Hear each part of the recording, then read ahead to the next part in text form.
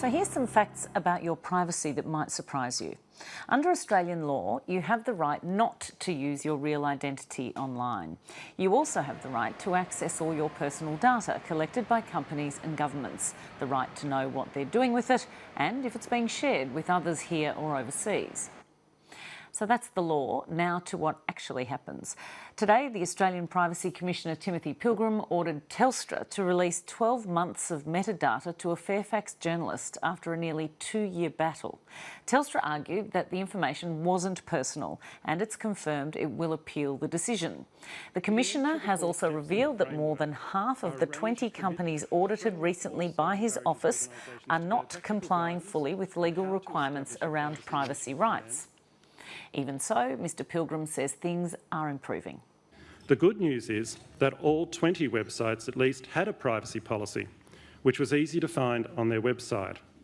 In a moment, the Privacy Commissioner will join us here in the studio, but first, Margot O'Neill prepared this report about just how tough it is to work out what's happening with our personal data. This is some of my metadata, and what you can see here is the cell phone tower that I was connected to, the location. Fairfax journalist Ben Grubb decided 2 years ago to exercise his legal right to see his personal metadata collected by Telstra.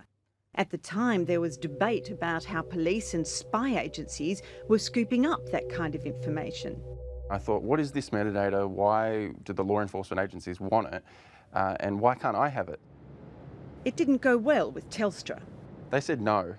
They didn't want me to have access to it. They said that it wasn't personal information and that it didn't necessarily have anything to do with me. Metadata doesn't show the content of your emails or phone calls or web searches, but it shows when, where, what, to who and for how long.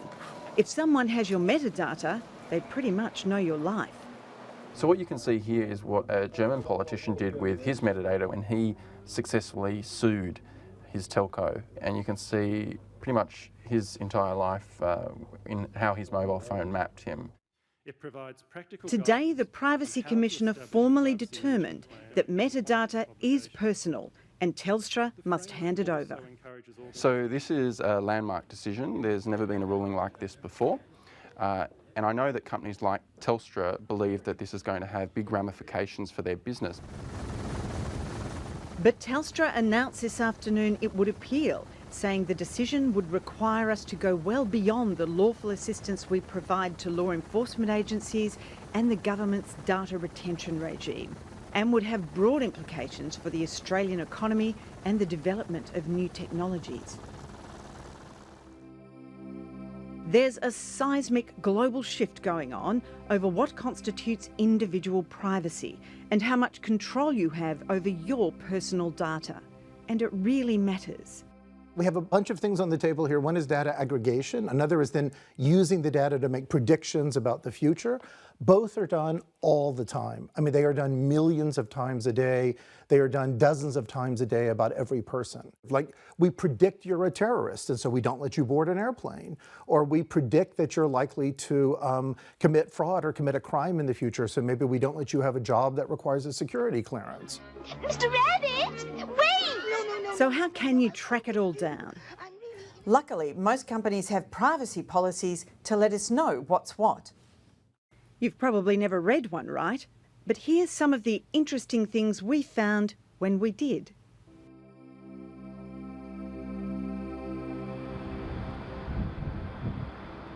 Origin Energy is Australia's largest energy retailer and was recently audited by the Privacy Commissioner.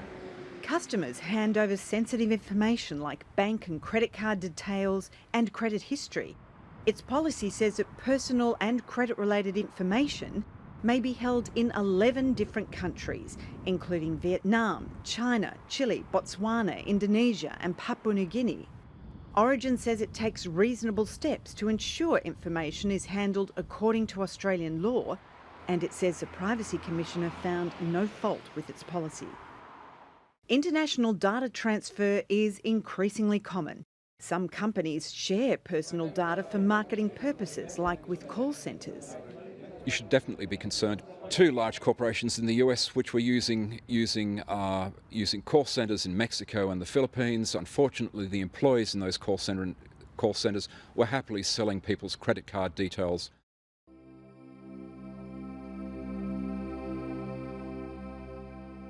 Online classified ad giant Gumtree.com.au says it collects information including, but not limited to, device ID, device type, geolocation information, name, email, address, phone, financial information, social media and demographic data.